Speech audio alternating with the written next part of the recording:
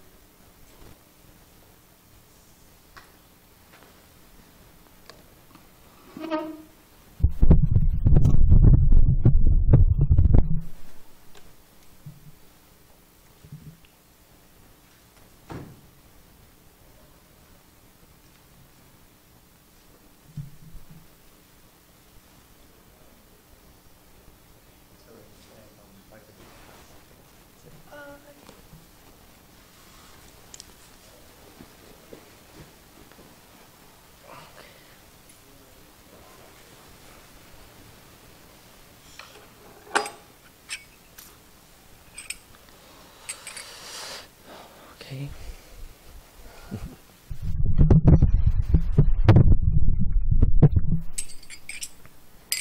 Oh, Suresh, could you get a sheet? Radha Madhava.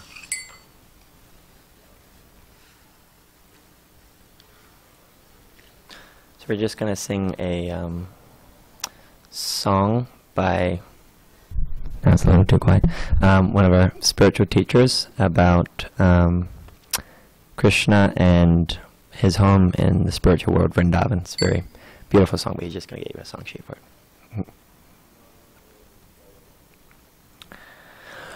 Jaya Radha Madhava Kunja Bihari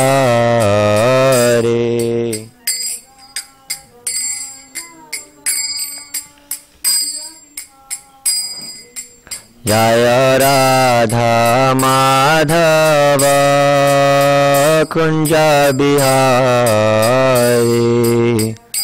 Radha Madhava Kunja Bihari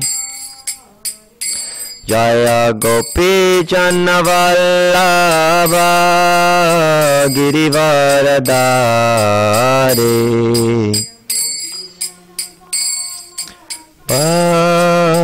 Girivarada Jaya Gopi Channavallabha Girivaradari Vallabha Girivarada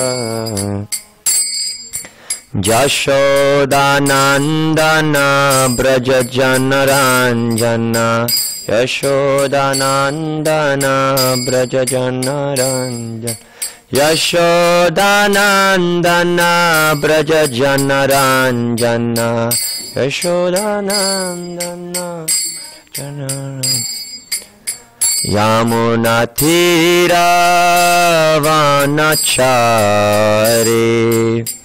Tira Vana Yamuna Tira Vanachari Tira Vanachari Jaya Radha Madhava Kunja Bihari Radha Madhava Kunja Bihari Jaya Radha Madhava Kunja Bihari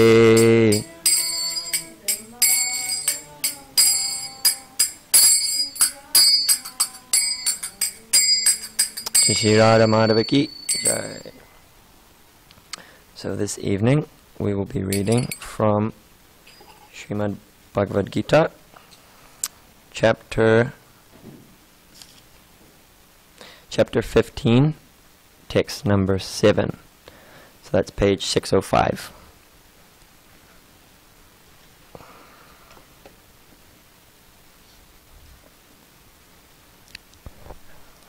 Is that 605 on yours? 605. 605. 15:7. Yep. You got it? Okay, so we'll chant the Sanskrit.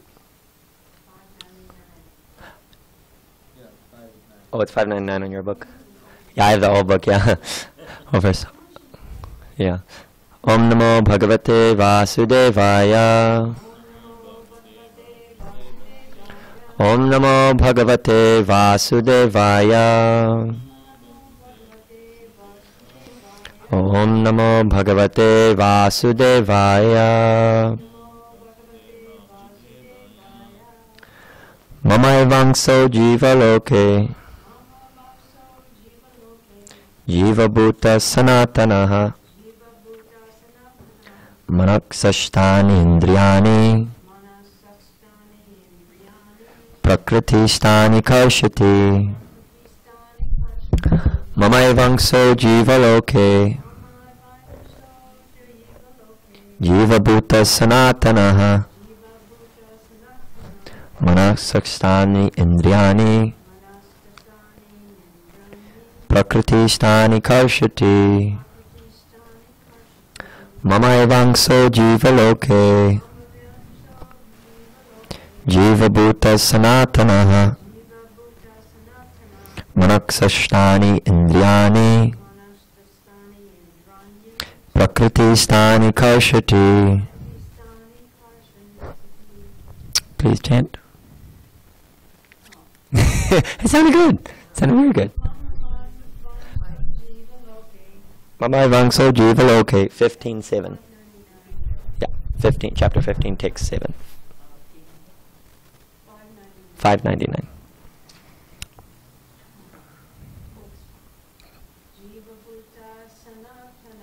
Jiva Bhuta Sanatanaha Manaksashtani Indriyani Prakritishtani Karshati.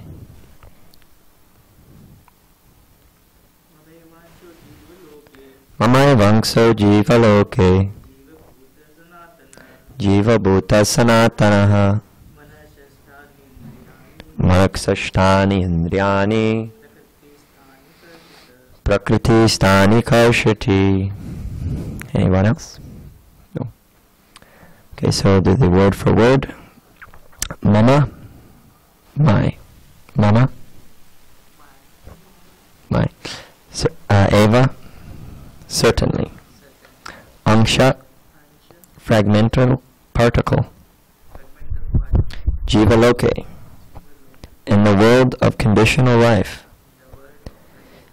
Jiva Bhutaha, the conditioned living entity. Sanatanaha, eternal.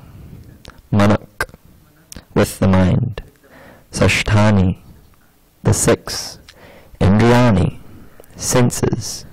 Prakriti, immaterial nature. Stani, situated. Karshati, is struggling hard. Translation by His Divine Grace Srila Prabhupada. The living entities in this conditioned world are my eternal fragmental parts. Due to conditioned life, they are struggling very hard with the six senses, which include the mind. Purport. In this verse, the identity of the living being is clearly given. The living entity is the fragmental part and parcel of the Supreme Lord, eternally. It is not that he assumes individuality in his conditional life, and in his liberated state becomes one with the Supreme Lord. He is eternally fragmented. It is clearly said, Sanatanaha. According to the Vedic version, the Supreme Lord manifests and expands himself in innumerable expansions, of which the primary expansions are called Vishnu Tattva, and the secondary expansions are called the living entities. In other words, the Vishnu Tattva is the personal expansion and the living entities are the separated expansions. By his personal expansion, he is manifested in various forms, like Lord Ram, Nrsimhadev, Vishnu Murti, and all the predominating deities in the Vaikuntha planets. The separated expansions, the living entities, are eternally servitors. The personal expansions of the Supreme Personality of Godhead, the individual identities of the Godhead, are always present. Similarly, the separated expansions of living entities have their identities. As fragmental parts and parcels of the Supreme Lord, the living entities also have fragmental portions of His qualities, of which independence is one. Every living entity, as an individual soul, has his personal individuality and a minute form of independence. By misuse of that independence, one becomes a conditioned soul, and by proper use of independence, he is always liberated. In either case, he is qualitatively eternal as the Supreme Lord is. In his liberated state, he is freed from this material condition, and he is under the engagement of transcendental service unto the Lord. In his conditioned life, he is dominated by the material modes of nature, and he forgets the transcendental, loving service of the Lord. As a result, he has to struggle very hard to maintain his existence in the material world. The living entities, not only human beings and the cats and dogs, but even the greater controllers of the material world, Brahma, Lord Shiva, and even Vishnu, are all parts and parcels of the Supreme Lord. They are all eternal, not temporary manifestations. The word karshati, struggling or grappling hard, is very significant. The conditioned soul is bound up as though shackled by iron chains. He is bound up by the false ego, and the mind is the chief agent which is driving him in this material existence. When the mind is in the mode of goodness, his activities are good. When the mind is in the mode of passion, his activities are troublesome. And when the mind is in the mode of ignorance, he travels in the lower species of life.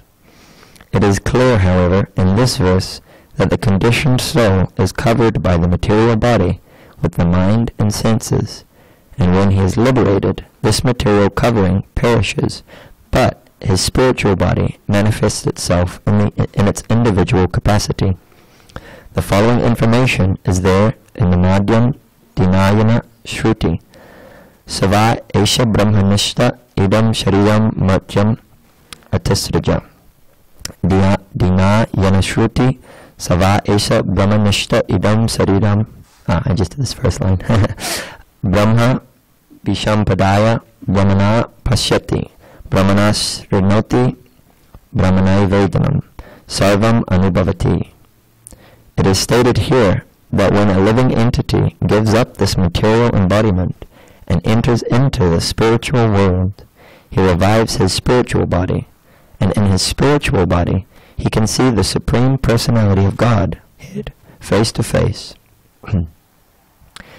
He can hear and speak to him face to face, and he can understand the Supreme Personality as he is. From Smriti also it is understood, Vashanti yatra purushaha sarve vaikunta mortayaha. In the spiritual planets, everyone lives in bodies featured like the Supreme Personality of Godheads. As far as bodily construction is concerned, there is no difference between the part and parcel living entities and the expansions of Vishnumurti. In other words, at liberation, the living entity gets a spiritual body by the grace of the Supreme Personality of Godhead. The words Mamaivangsha, fragmental parts and parcels of the Supreme Lord, are also very significant. The fragmental portion of the Supreme Lord is not like some material broken part. We have already understood in the second chapter that the spirit cannot be cut into pieces. This fragment is not materially conceived. It is not like matter, which can be cut into pieces and joined together again. That conception is not applicable here, because the Sanskrit word sanatana, eternal, is used. The fragmental portion is eternal.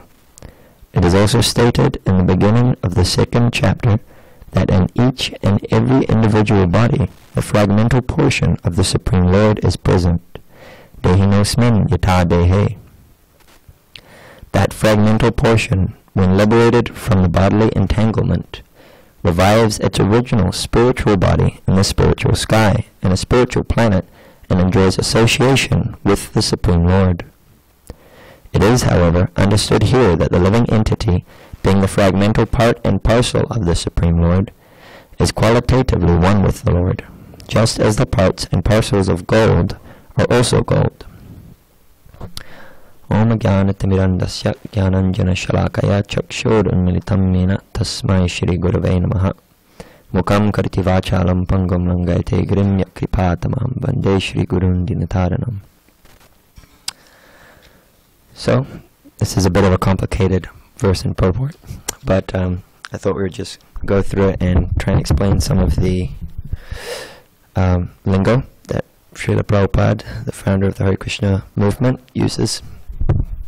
So, in this verse, the Supreme Lord Krishna, Supreme Personality of Godhead, he's saying that in this material world, every living entity, from the ant down, from the ant up to the demigods such as Indra, Brahma, Chandra, Surya, everyone in charge of the different aspects of material existence, like the sunlight, the water, the moonshine, the growing of plants, everything.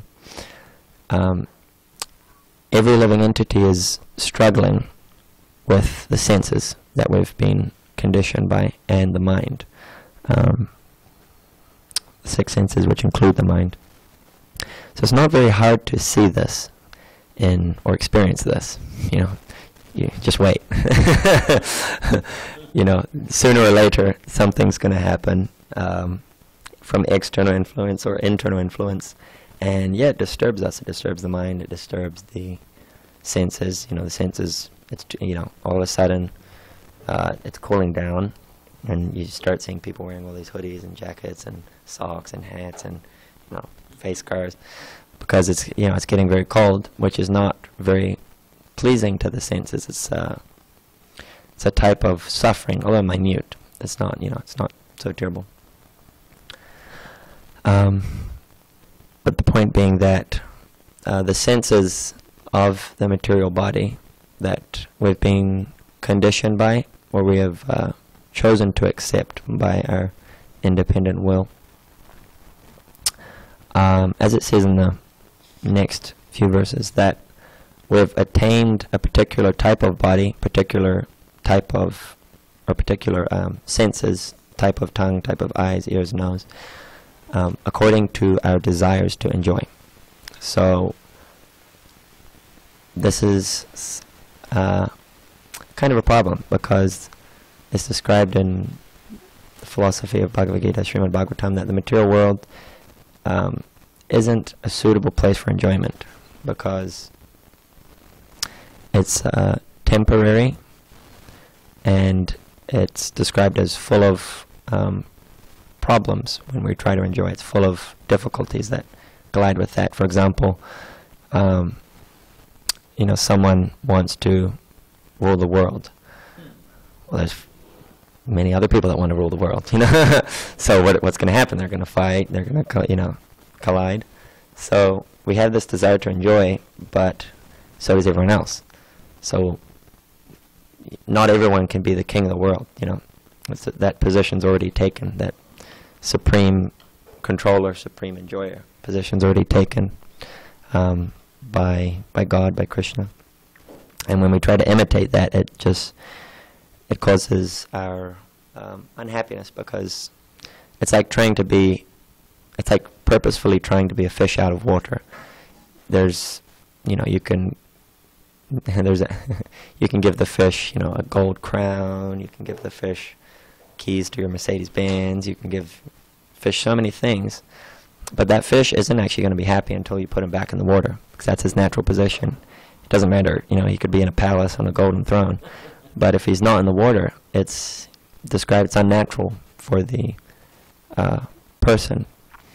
So in philosophy of Krishna consciousness, it's described that that's the position of each individual living entity, each individual spiritual person, that when we turn away from our divine existence with God, with the Supreme, when we turn away from that relationship of love and affection and, mutual love, then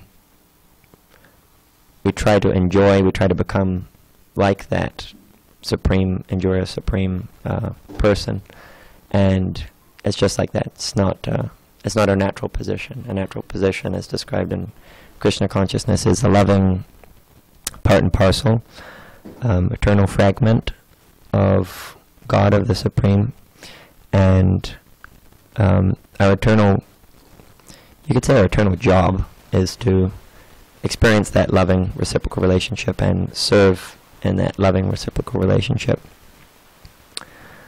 And it's described in this verse. It says that the living entities are Krishna's eternal fragmental parts. So, an analogy given in the Puranas, ancient Vedic literatures of this, is that there's many names for God. Allah and Jehovah, Jesus, so many different names for God. It's described in the Puranas that the Supreme or the Divine God is like a blazing fire. Very powerful blazing fire. And each individual living entity is a part of that fire, just like a spark. So, you're a spark, you're a spark, you're a spark, I'm a spark, that tree is a spark, that ant's a spark. So each individual living soul, which is in a material body, in the material world, is a part of that spark.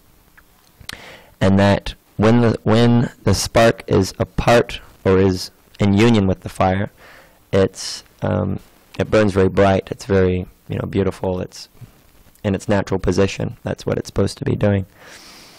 But when the spark falls away from the fire, it becomes dimmer and dimmer and dimmer and dimmer and dimmer and dimmer, and then it goes out. So if when you see a fire, the sparks fall away, they go out. So the Krishna consciousness movement is meant for fanning the spark in the heart of servitorship to the Supreme, whatever name he's given, whatever, in whichever bona fide system that one is practicing. Prabhupada would say that, Srila Prabhupada, founder of the Hare Krishna movement, would say that if one is practicing Christianity, then that happens. No, if one is I don't know what that was. If one's practicing Christianity, then that's great. One should practice Christianity and be very strict, very serious, and follow the teachings of Christ, following the teachings of the Bible. And in that way, he'll make spiritual advancement. He'll reawaken his relationship with God, with the Supreme, and he will experience that loving relationship, that loving reciprocation. And if one's practicing Islam, one's knows God by the name Allah, then that's also great. It's a different mood of approaching God. Then each bona fide tradition has a different mood of approaching the same Lord, the same God. The only difference is the mood.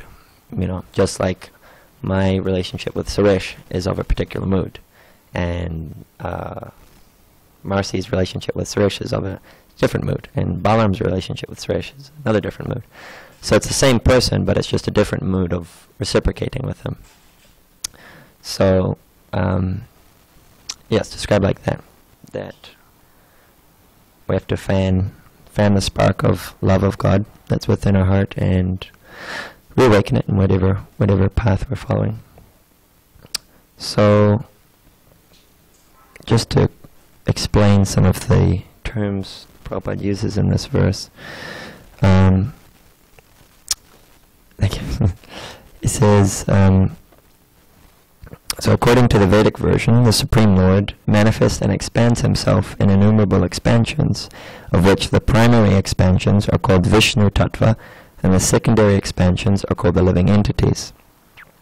So Krishna or Vishnu is the source of everything. So everything comes from him, everything emanates from him, and everything is dissolved in him at the end of creation. Everything's also maintained by him. So even ourselves come from the Supreme Father from Vishnu, and the ant comes from Vishnu. The soul within every living entity comes from Vishnu or Krishna.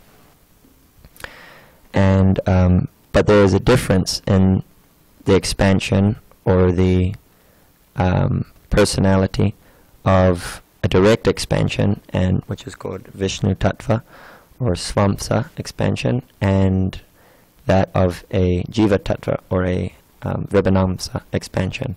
So Swamsa means directly Krishna or directly Vishnu. So it's the same potency of God, of Krishna. The full potency is being expanded into a particular form, such as Prabhupada says in the purport, Lord Ramachandra, Nrsimhadev, Vishnu Murti, all the predominating deities in the Vaikuntha planets, Hayagriva, Kurama, Matsya, Vraja. So those are Swamsa expansions. Those are directly the Supreme Lord, directly expanded. And then there is the other type of expansion, which Lord Vishnu or Krishna expands in, which is Vibhanamsa, which is us. So the Jiva, which is part and parcel of the Lord, but doesn't contain the full potency of the Lord. So we're like little sparks. We contain a sparkful of the potency, the quality of God, but we don't contain the whole quantity. So we contain part of the quality, but not the whole quantity. So same in quality, different in quantity. So that is what Prabhupada is saying at this point. And so Prabhupada is also saying at the end of the first page that the living entities, not only the human beings and the cats and dogs, but even the greater controllers of the material world, Brahma, Lord Shiva, and even Vishnu, are all parts and parcels of the Supreme Lord. So they're all eternal, not temporary manifestations. So sometimes there's a confusion in this understanding that Brahma, Lord Shiva, Vishnu, they're all on the same level. They're all pals and they're all equal. But according to Bhagavad Purana, Bhagavad philosophy, and many different places in Vedic literature, it says that Vishnu is the original. From Vishnu comes Brahma, and from Brahma comes Shiva, Lord Shiva. So, but even before Vishnu, it says there was Krishna. So what's that shloka? Narayana Paravyaktat. Before, there was Narayan before anything. So it's important to have this understanding that Brahma, Shiva, and Vishnu, they're all very great controllers of the material world, and they're all eternal, not temporary manifestations, but they don't contain the full potency of Krishna. Even Vishnu is missing, I think it's, I don't want to say the exact number, but he's missing certain qualities that Krishna possesses. So Krishna is described as Bhagavan, the maintainer, the holder of all opulences, that no one else has. So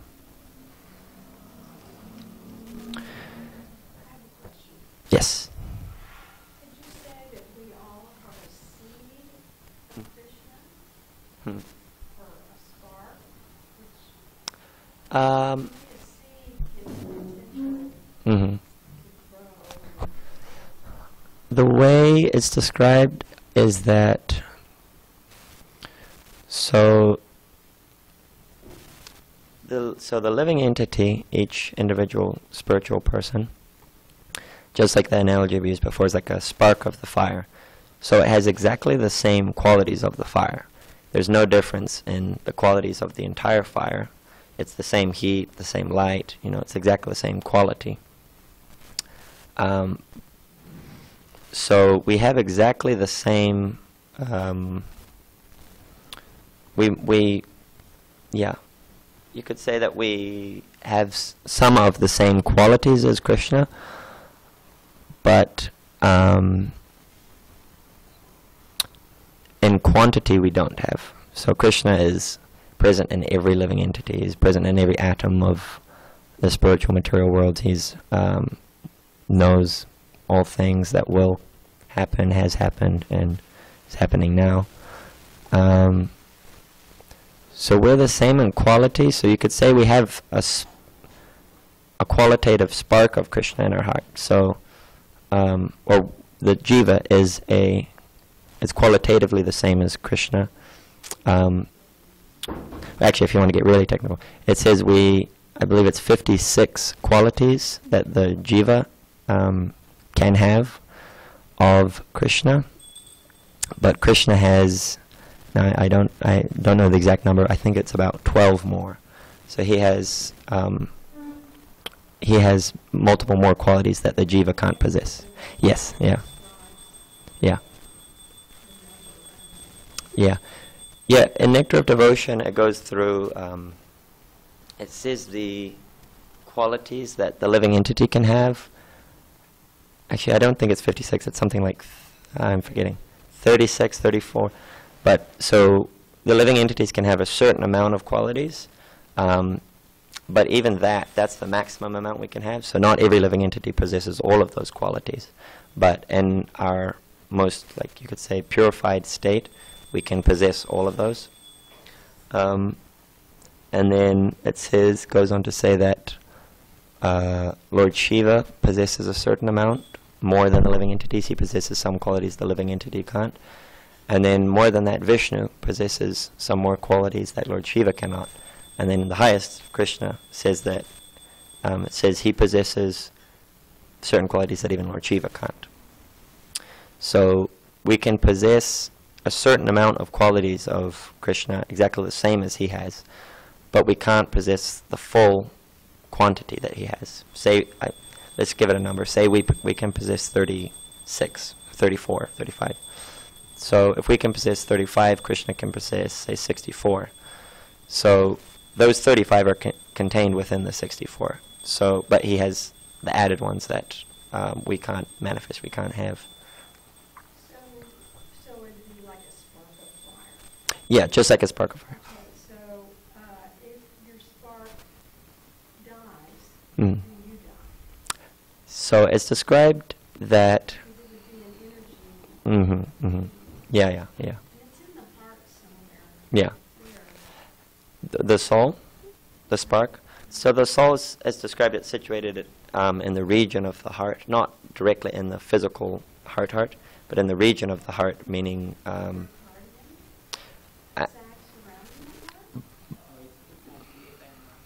Mm-hmm.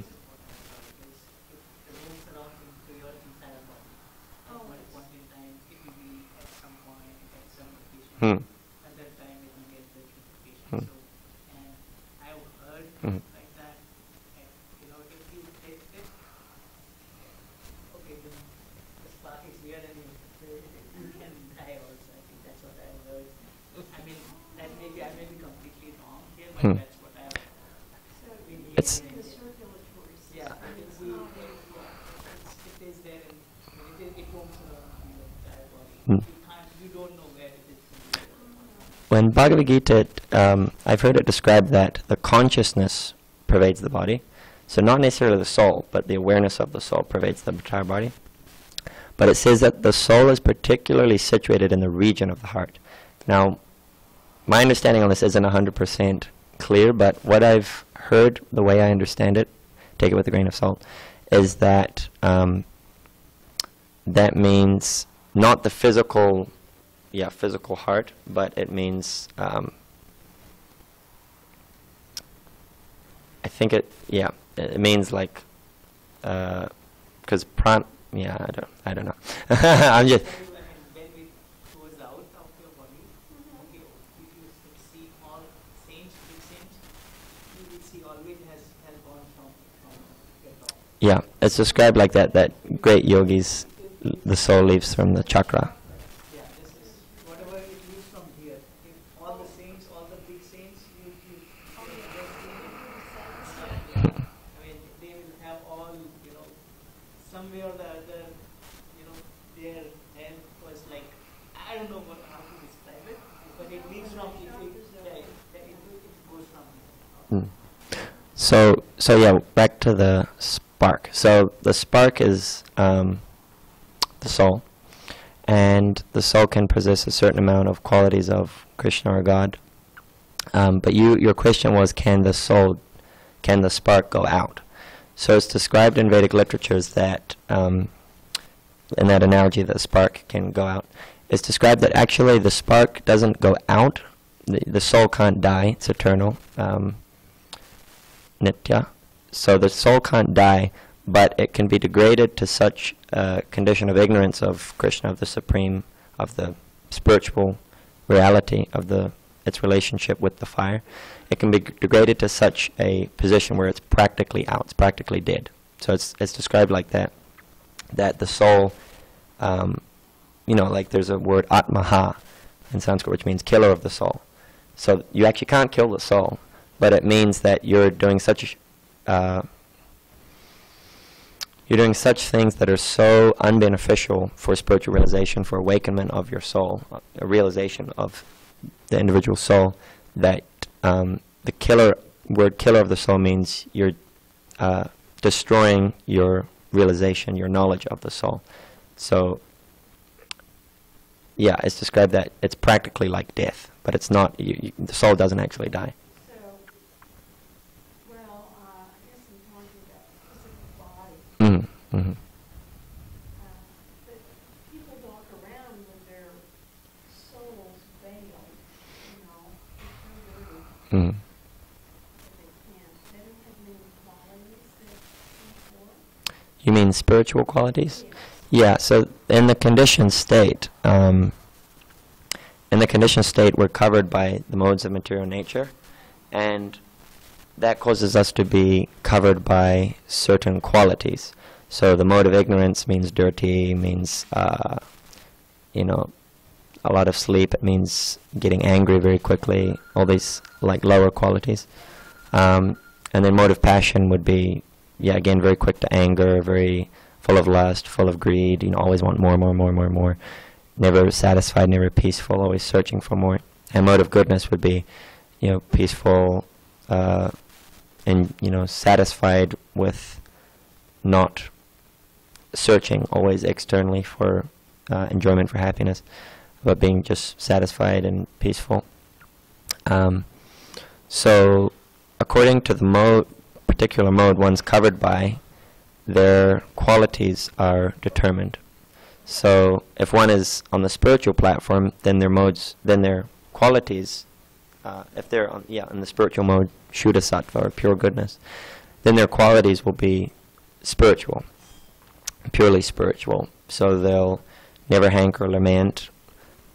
There's a verse that says, Brahma Bhuta Prasanatmana Soshatina Kankshati Samak Sarveshu Bhuteshu Mad Bhaktim Lavate Param. That when one's situated in on the Brahma Bhuta stage, the spiritual platform, one never hankers or laments, desires or laments to have anything. So no searching outside for this, that, new iPhone, new car, it's just, I have Vishnu, I have Krishna, I have my spiritual connection, which is satisfying internally. And Samak Sarveshu Bhuteshu, he's equally disposed toward every living entity.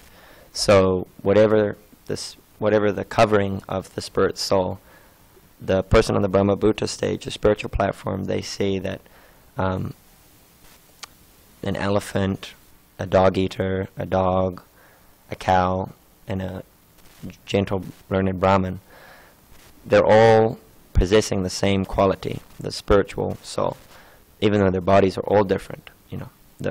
The external covering may be totally different, but the internal spiritual potency of the quality is the same. So one on the spiritual platform will see like that, and he can attain pure devotional service, it says in the last line. But if one is in the mode of, different modes of nature, then their activities will cause karma bandhana, will cause bondage to the material world by the laws of karma, even the mode of goodness. The mode of goodness isn't spiritual, but it is conducive to practicing spiritual life, to becoming spiritually realized. So that, mode of goodness, there's still attachment to jnana, or mundane knowledge, and and an inclination to enjoy the senses, to enjoy in the material world, because you're situated in a very nice position. There's no, you're not searching, suffering. Mode of ignorance, mode of passion means it's like a burning fire. You're suffering and you're working really hard, and you know. Mode of goodness isn't so much like that. You're more satisfied, but you still have the inclination to enjoy the material world. Whereas Shuddha Sattva, the pure goodness, which is transcendental, which is the aim of the spiritual platform, is there's no desire to enjoy the material world, to enjoy the material senses. And in that way, the soul, the spark is fanned, the soul is reawakened, and the servitorship to the Supreme Spirit, the Supreme Spark, is nourished, and real happiness is their real enjoyment, not material, temporary enjoyment, which comes and goes. So, it's 8:01. So I think we should read Krishna book. Okay. Bhagavad Gita ki jai. So, how long is this past time? Okay, well, we'll read what we can. But this is an interesting chapter of Krishna book, chapter 64, the story of King Nriga. So, just a summary of the chapter. So Krishna was going on a picnic in the forest near Dwarka with some of the princes of the Yadu dynasty, and they were very thirsty and came out and found a well.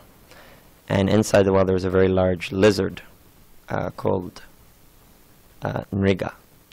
He was a king that was very pious and had gifted a cow to a brahmana. And what happened was the brahmana, somehow or other, the cow wandered off his property, and another brahmin said, "Oh, great, free cow," took the cow. And so,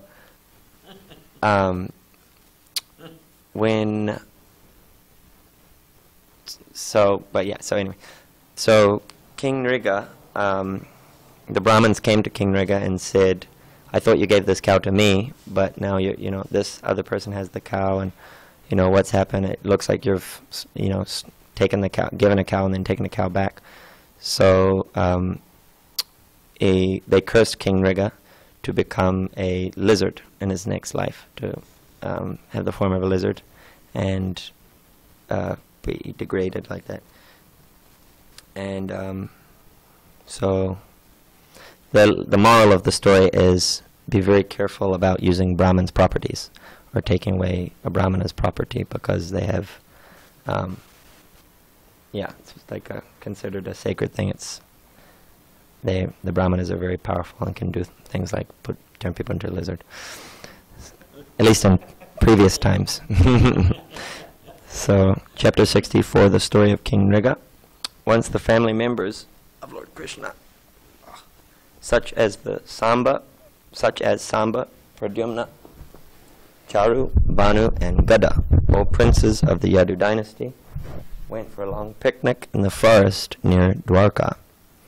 In the course of their excursion, all of them became thirsty, and so they tried to find out where water was available in the forest. When they approached a well, they found no water in it, but on the contrary, within the well was a wonderful living entity. It was a large lizard, and all of them were astonished to see such a wonderful animal. They could understand that the animal was trapped and could not escape by its own effort. So, out of compassion, they tried to take the large lizard out of the well. Unfortunately, they could not get the lizard out, even though they tried to do so in many ways.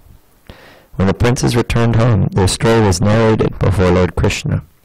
Lord Krishna is the friend of all living entities. Therefore, after hearing the appeal from his sons, he personally went to the well and easily got the great lizard out simply by extending his left hand. Immediately upon being touched by the hand of Krishna, the great lizard gave up its lizard shape and appeared as a beautiful demigod, an inhabitant of the heavenly planets. His complexion glittered like molten gold, and he was decorated with fine garments, and he wore costly ornaments around his neck. How the demigod had been obliged to accept the body of a lizard was not a secret to Lord Krishna. But still, for others' information, the Lord inquired, "My dear fortunate demigod, now I see that your body is so beautiful and lustrous. Who are you? We can guess that you are one of the best demigods in the heavenly planets. All good fortune to you. I think that you are not meant to be in this situation.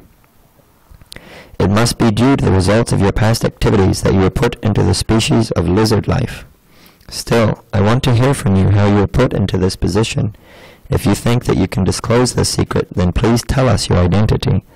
Actually, this large lizard was King Vriga, and when questioned by the Supreme Personality of Godhead, he immediately bowed down before the Lord, touching to the ground the helmet on his head, which was as dazzling as the sunshine. In this way, he first offered his respectful obeisances unto the Supreme Lord. He then said, "My dear Lord, I am King Vriga, the son of King Ikshvaku. If you have ever taken account of all charitably disposed men, I am sure you must have heard my name. My Lord, you are the supreme witness. You are aware of every bit of work done by the living entities, past, present, and future. Nothing can be hidden from your eternal cognizance. Still, you have ordered me to explain my history, and I shall therefore narrate the full story." King Vriga proceeded to narrate the history of his degradation caused by his karma-kanda activities. He said that he had been very charitably disposed and had given away so many cows that the total was equal to the number of particles of dust on the earth, stars in the sky, or drops of water in a rainfall. That's a lot of cows. According to the Vedic ritualistic ceremonies, a man who is charitably disposed is recommended to give cows to the brahmanas. From King Vriga's statement, it appears that he followed this principle earnestly. However, as a result of a slight discrepancy, he was forced to take birth as a lizard. Therefore, it is recommended by the Lord in the Bhagavad Gita that one who is charitably disposed and desires to derive the benefit of his charity should offer his gifts to please Krishna. To give charity means to perform pious activities by which one may be elevated to the higher planetary systems. But promotion to the heavenly planets is no guarantee that one will never fall down. Rather, the example of King Vriga definitely proves that fruitive activities, even if very pious, cannot give us eternal, blissful life. As stated in the Bhagavad Gita, the result of work, either pious or impious, is sure to bind a man unless the work is discharged as yajna on behalf of the Supreme Personality of Godhead. King Vriga said that the cows had been given in King Vriga said that the cows he had given in charity were not ordinary cows. Each one was very young and had given birth to only one calf. They were full of milk, very peaceful and healthy. All the cows were purchased with money earned legally. Furthermore, their horns were gold-plated, their hooves were bedecked with silver plating, and they were covered with necklaces and with silken wrappers embroidered with pearls. He stated that these valuably decorated cows had not been given to any worthless persons, but had been distributed to first-class brahmanas, whom he had also decorated with nice garments and golden ornaments. The brahmanas were well qualified, and since none of them were rich, their family members were always in want for the necessities of life. A real brahmana never hoards money for a luxurious life, like the Kshatriyas or Vaishyas, but always keeps himself poverty-stricken, knowing that money diverts the mind to materialistic ways of life. To live in this way is the vow of a qualified brahmana, and all of these brahmanas were well situated in that exalted vow. They were well learned in Vedic knowledge. They executed the required austerities and penances in their lives, and were liberal, meeting the standard of qualified brahmanas.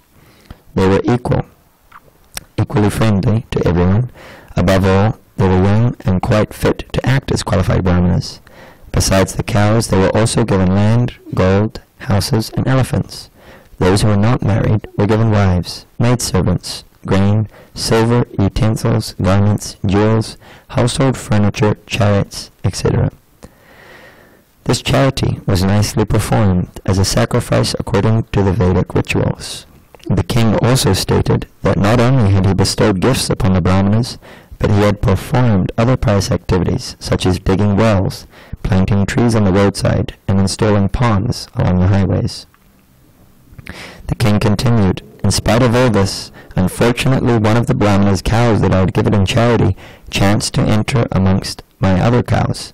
Not knowing this, I again gave it in charity to another brahmana.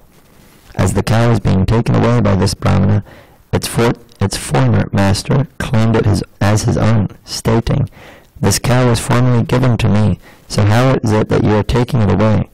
Thus there was arguing and fighting between the two brahmanas, and they came before me and charged that I had taken back a cow I had previously given in charity.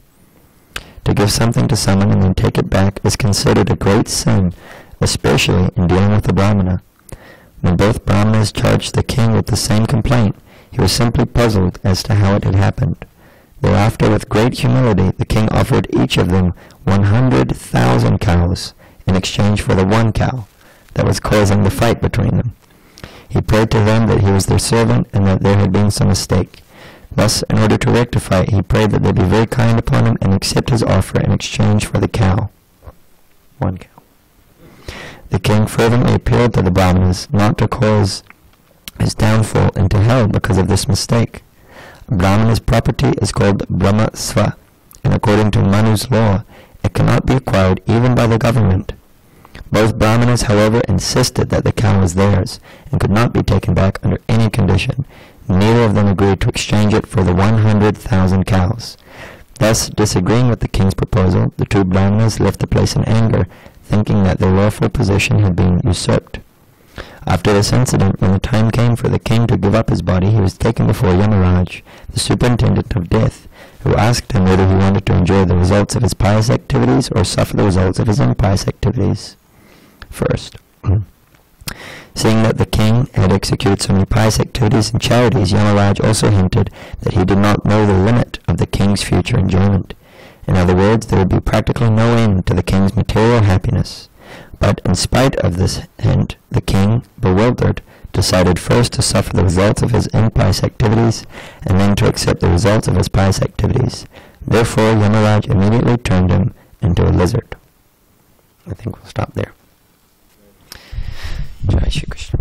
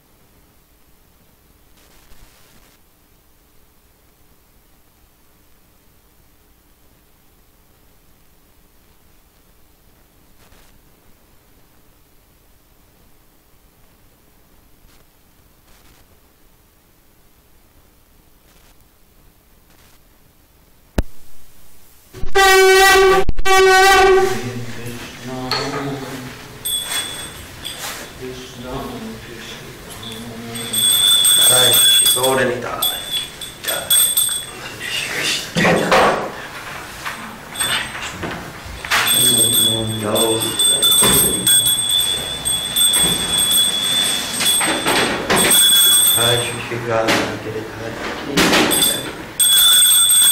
Krishna. Dando Jagatadeo Namaskar. Kanchana Rodam Gita.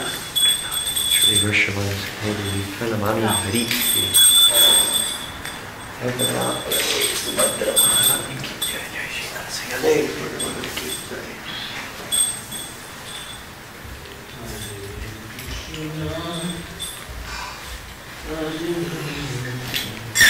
Namo Vishnu Padaya Krishna Prithaya Bhutale Srimate Bhakti Vedanta Swami Namine.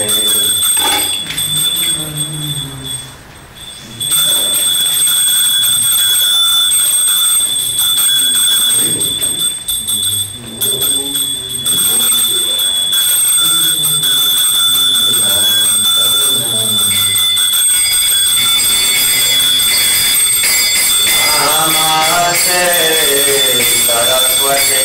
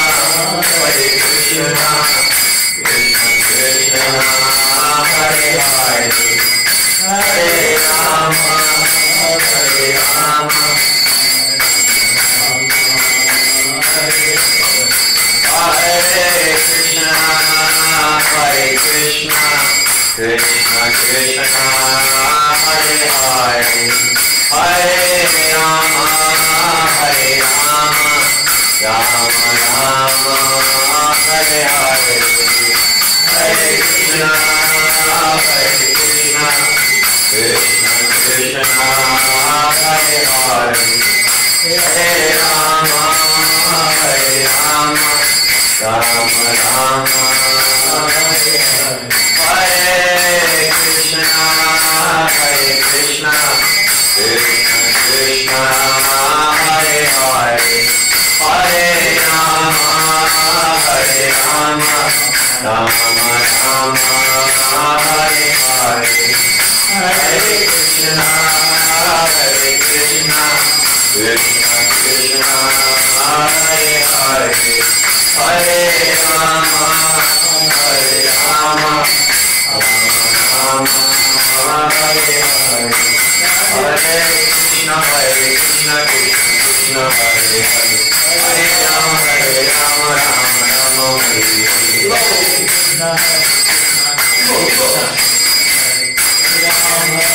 Hare Hare Krishna Krishna Krishna Hare Hare Hare Rama Rama Rama Hare Hare Hare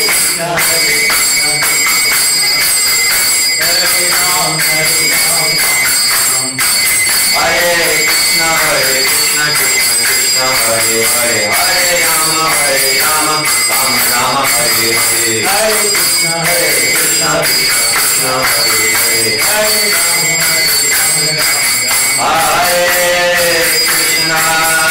Hare Krishna Krishna Krishna Hare Hare Hare Rama Rama Rama Hare Hare Hare Krishna Krishna Krishna Hare Hare Hare Rama Rama Rama Rama Hare Krishna Krishna Krishna Hare Hare Hare Rama Rama Rama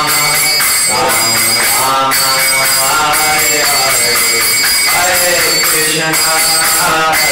Krishna Krishna Krishna Hare Hare Hare Rama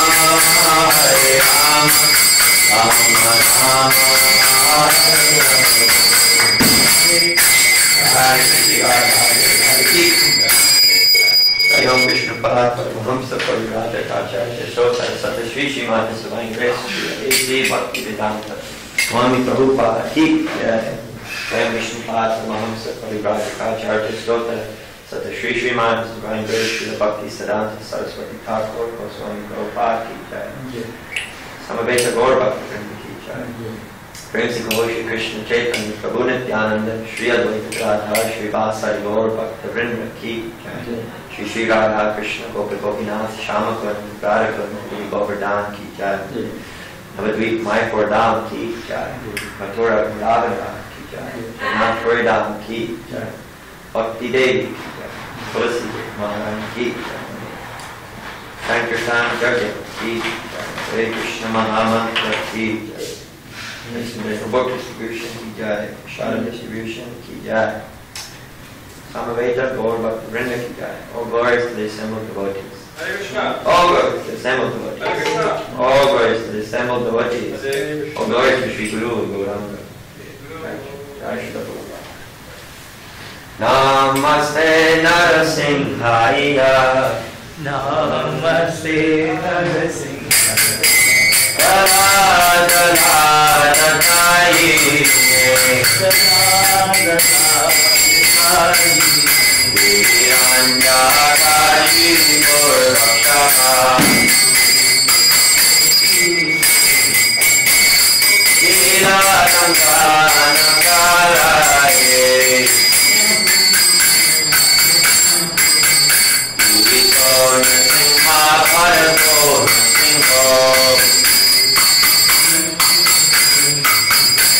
Yato yato yami tato nasinha.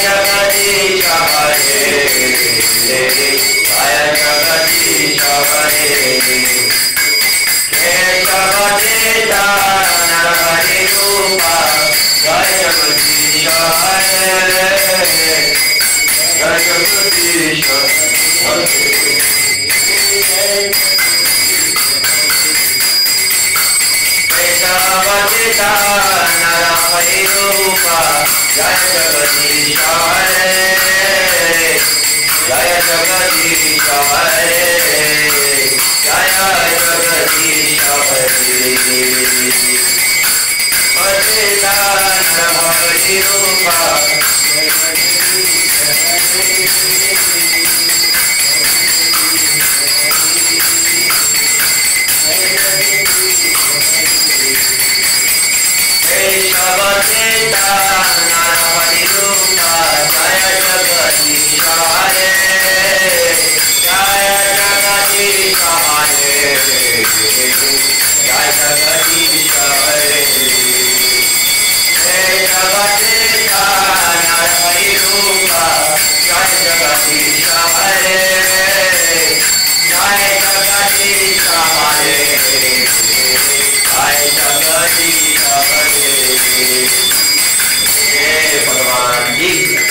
Lai Maharaj Ki Gaurav Prema Hari Hari Bol Gita Gaurav Ki Jai Jai Ho Jai Jai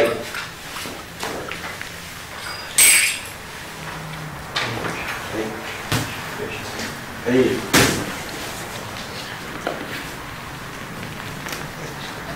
Prashadam time. Good, sabji, puri. Mithai. Good, sabji, puri, mithai. Today's special day. Sabji, puri, mithai. And milk. Today's special day. Today's. Oh, it's not birthday. No. Today's special day also. Today is actually, what do you say? Sharad Purnima. Oh, the moon. It's supposed to be I think in India is today, but I think in America is tomorrow. Is it? Yeah, Okay. first day of Kartik. Oh, actually, okay, so it's same day. I mean, it's first Purnima and then the first day of Kartik, right? So first Purnima is there, then you have first day of Kartik.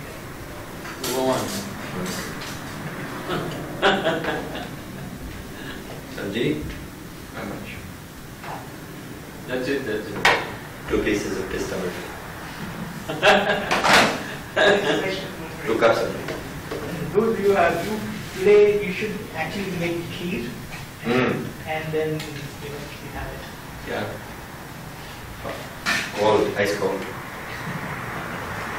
So what you do is in India, right, where we make kheer, we actually keep it outside in Sun? not sun, moon. Oh, In the night there. and then we eat it in the night. Right, that makes sense. This much? That's it. This much? Only that much?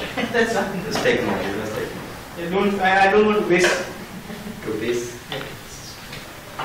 Sure.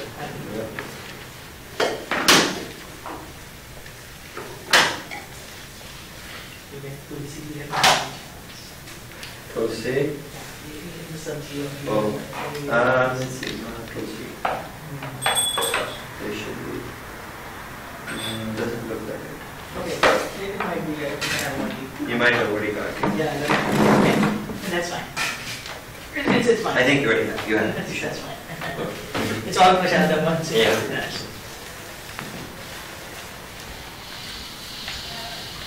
Krishna birthday. Krishna birthday. Yeah. Jai Prabhu. Hare Krishna. Pretty good.